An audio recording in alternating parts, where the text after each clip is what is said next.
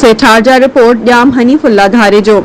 BHU सेठारजा जे in charge doctor फलक शेर सिहतो ऐं national press club सेठारजा जे गॾियल कोशिशुनि सां PPHI पारां PPHI जे BHU सेठारजा अस्पताल में कोरोना वायरस जी वैक्सीन सेंटर क़ाइमु कयो आहे, जंहिं जो इफ़्तिताह लेडी डॉक्टर अनिला रिंद खां करायो वियो, जॾहिं त उन मौक़े ते Setharja trade and shop keepers association Setharja जे इंफॉर्मेशन सेक्रेटरी समाजी अॻवान सीनियर सहाफ़ी Farooq Ali Manganejo, monitoring officer Mohsin Mehtab Bhatti, doctor Abdul Ghaffar Memon, senior सहाफ़ी आबिद हुसैन सेहतो, नौजवान सहाफ़ी शाकिर हुसैन लुंड, सीनियर सहाफ़ी अरबाब अली सेहतो पिणु मौजूद हुआ, जॾहिं त कोरोना वायरस जो पहिरियों vaccine retired supervisor scarf ख़ादिम Hussain मंगनेजो ऐं डॉक्टर अशरफ उन्निसा मंगनेजो पारां लॻारायो वियो।